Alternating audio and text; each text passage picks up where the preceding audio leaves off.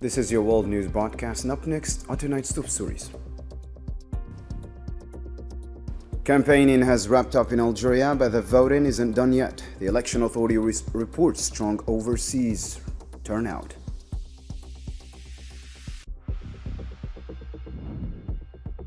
Also on news tonight, Washington hits Iranian targets with airstrikes. Tehran strikes back at American interests, and the Revolutionary Guard is threatening an even bigger response.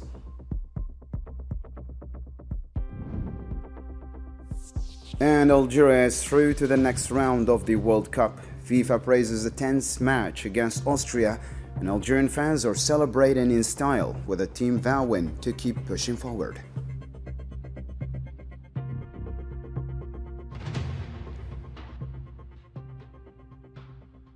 The legislative election campaign wraps up on Sunday. Starting Monday, Algeria enters a mandatory electoral silence ahead of Thursday's vote.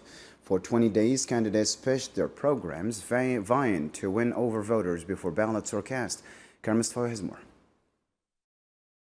After 3 weeks of nationwide campaigning, the electoral contest in Algeria for the July 2nd parliamentary elections is entering its final stretch. The official electoral silence period begins at midnight, ending all campaign activities ahead of Thursday's vote. Candidate and party leaders from across the political spectrum have spent the final hours of the campaign making their last appeals to voters. National newspapers have highlighted the intensification of the campaign in their weekend editions, noting an increase in rallies and the candidate's strong presence on social media.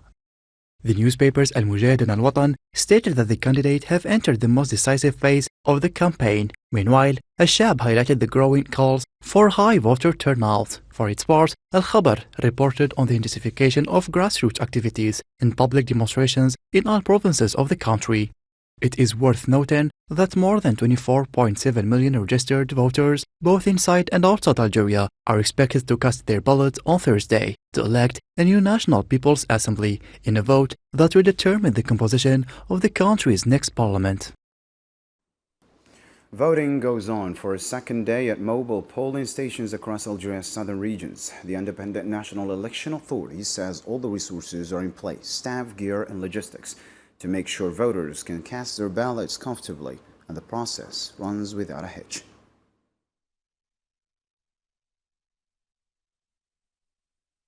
The first voting office is now operational. It will be one of the 12 offices designated to launch the operation in the Tindouf province. As for all the equipment and logistical arrangements, everything is ready for the beginning of the ballot. One office will start operating today, while the remaining 11 offices will begin operating shortly today, so all the proceedings are under the best possible conditions. Algerians abroad are voting for the second day in a row ahead of the July 2nd parliamentary election. Nearly 850,000 expatriates are eligible to cast their ballots. More on this story with Salman Asif this time. On the second day of Algeria's legislative elections, the country's 12,015 registered voters in Germany continue to head to the polls. To meet demand, the Frankfurt Consular District expanded its polling stations from 3 to 7, while Berlin continues to operate 3 polling stations. The positive result and the changes taking place in the country have given me confidence in this candidate. I believe they are working in Algeria's best interest. What we ask is for our representatives to better reflect the voice of the Algerian community in Parliament and help secure a better future for our children. We also hope to see improvements in Air Algérie's flight services. For example, the Frankfurt-Oran route, which used to operate, has been discontinued. We hope it will be reinstated. In Italy, home to 7,073 registered Algerian voters in the 8th Overseas Electoral Zone, high temperatures have not discouraged voter turnout. Polling continues at the Algerian consulates in Naples and Milan through July 2nd, with mobile polling stations serving voters across several cities. We are students here in Rome, and we came to fulfill our civic duty by voting, even though we are far from our country. We want to play our part in shaping Algeria's future. Algerian voters living in Qatar also headed to the polls for a second consecutive day at the Algerian embassy in Doha, where the voting process is proceeding smoothly and under optimal conditions. Like other members of the Algerian community in Doha, we came today to fulfill our civic duty by casting our vote. I hope we have made the right choice, the one that best serves the interests of the country. We wish Algeria continued success and prosperity. For the record, the number of seats reserved for the Algerian community abroad in the National People's Assembly has been increased to 12 following the reorganization of electoral constituencies based on demographic distribution. The overseas election campaign featured 66 competing lists representing both political parties and independent candidates. In Turkey, Algerian voters are turning out for a second straight day to elect their representatives to the National People's Assembly. The Consulate General in Istanbul opened its doors on Sunday with steady crowds at both its Istanbul and Izmir polling offices. Voters say these legislative elections are a chance to show their love for Algeria and another step in shaping the country's future and its choices. I've been living in Turkey for the past 3 years. Today, I came to fulfill my national duty as an Algerian living abroad. It's the least we can do, cast our vote and contribute to shaping our elected institutions. Long live Algeria.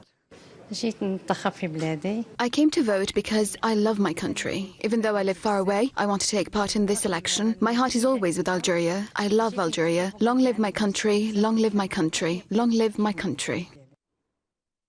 Moving on to another topical news story, and after a brief lull, tensions between Iran and the United States have flared again, with both sides exchanging airstrikes and threats, bringing the Strait of Hormuz dispute back to the center of the regional crisis. Marwa Bahlu reports now. Just a week ago, the Middle East appeared to be entering a new era, with the US and Iran signing a memorandum of understanding to set the foundation for a lasting peace in the region. But in a matter of days, events took a sharp U-turn, reigniting a new escalation. On Sunday, Iran launched drone and missile attacks targeting Bahrain and Kuwait in response to new US airstrikes and threatened a complete halt in negotiations to end the war if Washington continues its attacks. Kuwait said air defenses intercepted Iranian drones and 2 missiles, while Bahrain, which is home to the US Navy's 5th Fleet, said the Iranian strikes damaged a residential building near the international airport and no one was killed. The US military, for its part, struck Iranian military sites after a Panama-flagged tanker was targeted by an Iranian drone. But behind this renewed confrontation lies a deadlock over the future administration of the Strait of Hormuz, as Tehran insists that it alone has the right to govern the strategic waterway. Under the Memorandum of Understanding, the Strait of Hormuz, under their management that will be undertaken by Iran, will return to its pre-war capacity within 30 days. Any interference in this matter, any attempt to establish new or separate arrangement from those currently being carried out by the Islamic Republic of Iran, will only lead to further complications, delay the reopening of the Strait of Hormuz, and increase the level of tension. US President Donald Trump on social media accused Iran of violating the ceasefire and warned of a point where the US may no longer be reasonable and, quote, will be forced to militarily complete the job. The US and Iran have been discussing the terms of an interim deal, including arrangements on the strait, the removal of a US blockade on Iranian ports and sanctions on Iran, and the future of its stockpile of enriched uranium. As for now, they have 60 days to work out details. The president's patience isn't going to last forever. Discussions are ongoing, particularly at a technical level of how to get inspectors in, the downblending and the other pieces that are focused on ensuring Iran never has a nuclear weapon. But they need to understand their leverage is diminishing by the day. The Gulf Arabs are creating all kinds of alternatives to the Straits of Hormuz. Although the political dispute remains far from settled, hundreds of ships stranded in the maritime corridor began leaving over the past 2 weeks, sending oil prices back close to pre-war levels. In the meantime, the world watches the latest escalation with growing concern over the prospect of wider regional conflict. Israeli occupation forces launched a series of raids across towns and villages in southern Lebanon on Sunday. According to the Lebanese National News Agency, the occupation forces demolished several buildings in the town of Khiyam as airstrikes targeted Deir Saryan, Taiba and Hadatha in a continued violation of the ceasefire agreement.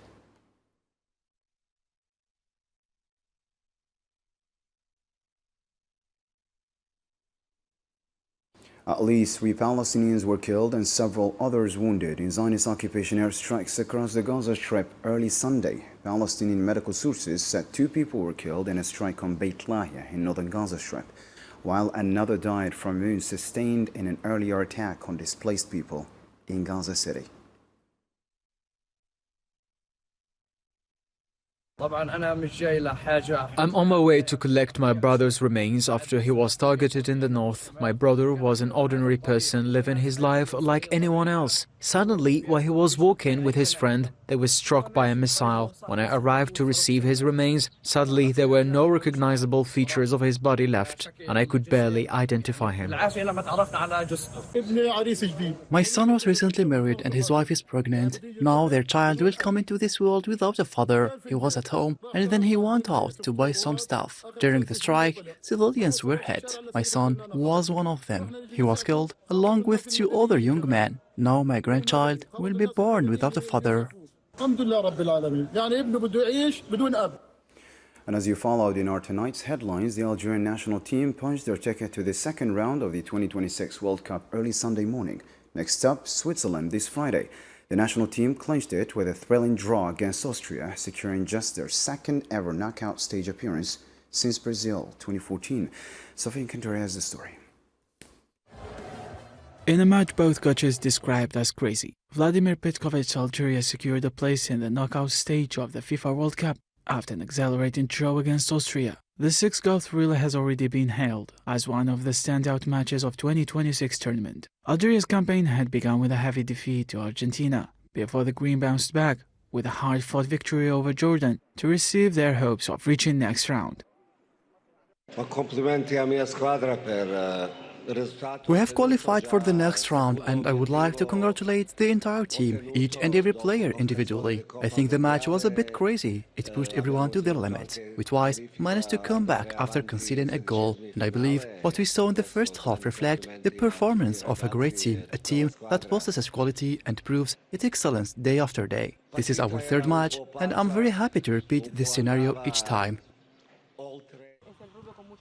Although both Algeria and Austria needed only a draw in their final group match to qualify, neither side settled for caution. Austria found the net through Marko Arnautovic, Marko Zabitzer and Sasa Kaladzic, while Rafiq Belghali and brace from Riyad Mahrez earned Algeria a dramatic 3-3 draw. To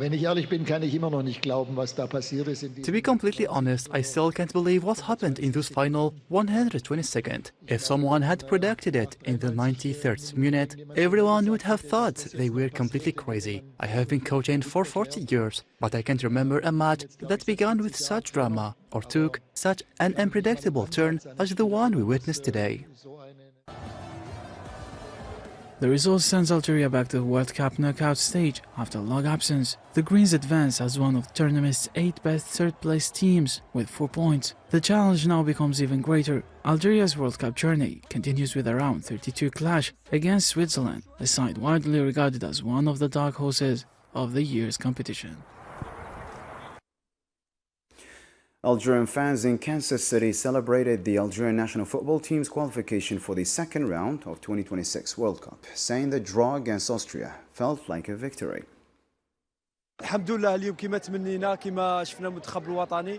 Allah, this went the way we hoped, just like the national team showed us. The first half was a bit shaky, but we were used to the coach reading the game very well after the break. In the end, thank Allah, the result was exactly what the fans and the players were hoping for. We were grateful for qualifying, and we thank the Algerian supporters who showed up in force and backed the team strongly, as well as the players for giving it their all.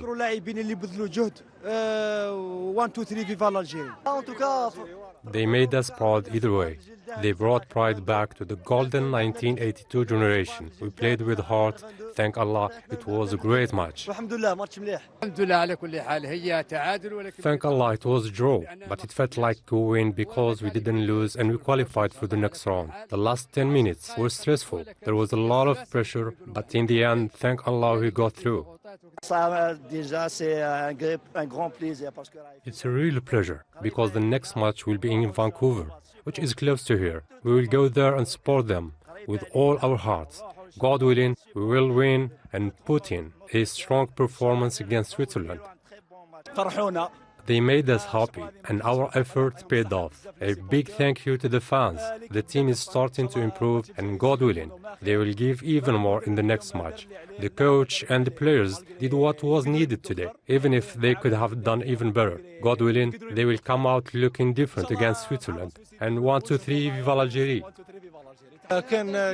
Mahrez was outstanding. It really showed that experience has a place on the pitch and in the team, and he can lead the squad in the rounds ahead. God willing. Credit to the players. They did what was needed and showed real grit. That's exactly what we're looking for. God willing, they'll make us even prouder. 1, 2, 3, Viva l'Algérie. Thank Allah, the important thing is that we qualified. We want to win and get revenge for what happened in 1982. But the main thing is that we made it through. Thank Allah, and 1, 2, 3, Viva l'Algérie. They played a very good match and made us happy. And good willing, we will go far. 1, 2, 3, Viva l'Algérie. 1, 2, 3, Viva l'Algérie. Switzerland is next. God willing, we will go far. Thank Allah we drew and avoided Spain. We will face Switzerland. We hope everything goes well. 1, 2, 3, 1, 2, 3. Austrian fans too tipped their hats to the level of play on Sunday and praised the quality of the match against Algeria, describing it as a final in every sense. Yeah, it was the craziest game I've ever been to, and I mean, we were lucky in the last second, right, the 3-3, but yeah, great game. I've never experienced something like this in my life, really. It's like the moments, the seconds, it's like the heart was beating, like, and then they really did it. It was like, yes! Back home, Algerians celebrated into the early hours of Sunday after the national team qualified for the World Cup round of 16 as one of the best third-place teams in the tournament's first expanded edition. Hundreds of fans gathered at Forhani Stadium in Babelwed district of Algiers, creating a festive atmosphere with national flags, chants and fireworks despite the late hour after Algeria's thrilling 3-3 draw with Austria secured a place in the knockout stage.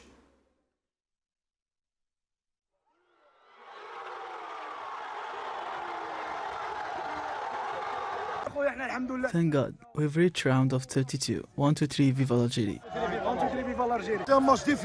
It was a difficult game, but a fantastic performance. We believe we can go on and defeat Switzerland.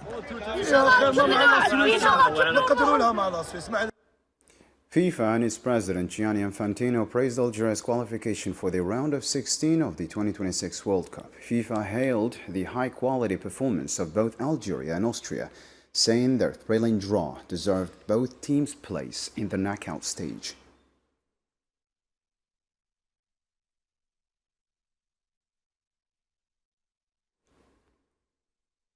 Turning to other news now, British MPs called on their government to use its influence at the UN Security Council to support a referendum of self-determination for the Sahrawi people in line with UN resolutions and international law.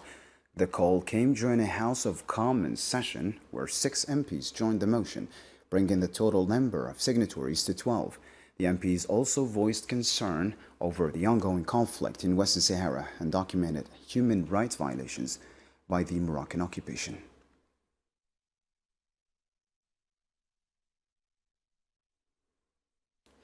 Russia's defense ministry said its forces had taken control of the settlements of Novoslavka in the Zaporizhia region and Pishchane in the Dnepropetrovsk region of eastern Ukraine.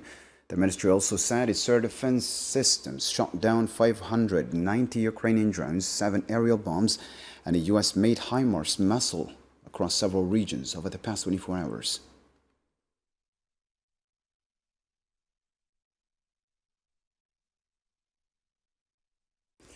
France's National Public Health Agency said an unprecedented heat wave has caused at least 1,000 more deaths than usual since last Wednesday, with temperatures topping 40 degrees Celsius across much of the country. The agency said the toll is expected to rise as hospital records are finalized, adding that most of the deaths were among people aged 85 and older.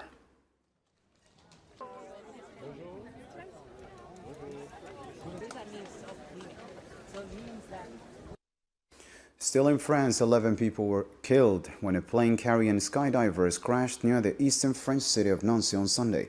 According to AFP, the aircraft belonged to a parachute school and was carrying the pilot and 10 passengers, including 5 instructors and 5 trainees.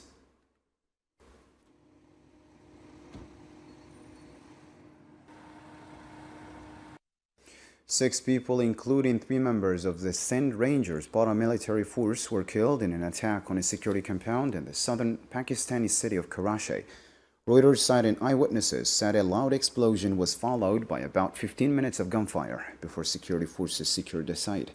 The Pakistani military said 3 militants were killed and a 4th was captured, accusing an Afghan-linked faction of carrying out the attack.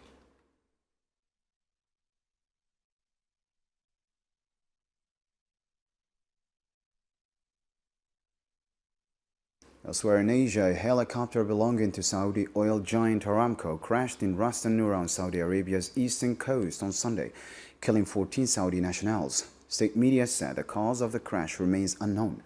The accident came 2 days after Aramco resumed crude oil loadings at its Ras Al Noor terminal, following a nearly 4-month suspension.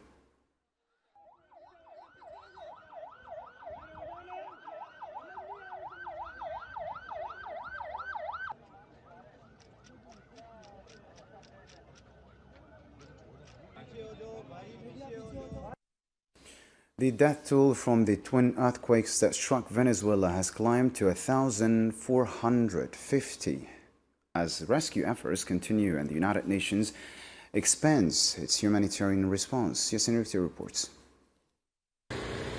The death toll from the twin earthquakes that struck Venezuela earlier this week has risen to 1,450 as rescue efforts continue in the country's hardest hit regions. Speaking on state television on Saturday, top lawmaker George Rodriguez said 12,721 people have been affected and 774 buildings damaged.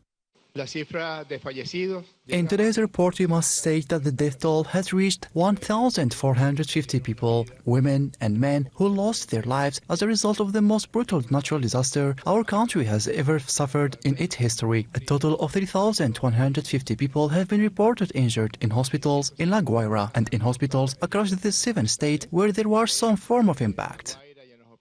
Emergency crews continued searching through the rubble in La Guaira and parts of Caracas, where families and volunteers have spent days looking for survivors and recovering bodies. Many have voiced frustration over the shortage of heavy machinery and what they described as a limited official response. Thousands have also been displaced after authorities declared many homes structurally unsafe. We don't have any heavy machinery. A huge number of rescue workers have come to help, and they're giving their all. But we need machinery. We need to work together more closely, and above all, machinery. I'm emphasizing the machinery because all this debris is heavy. They can't move it on their own. They just can't. As the humanitarian crisis deepens, the United Nations has expanded its response. Secretary General Antonio Guterres pledged the organization's full support, while the UN released $15 million in emergency funding. International rescue teams, disaster specialists, and the World Food Programme are providing food, shelter, medical assistance, and other essential supplies. The Secretary General pledged the full cooperation of the UN system in support of the government's led relief efforts. The Emergency Relief Coordinator, Tom Fletcher, allocated yesterday $15 million from the Central Emergency Response Fund.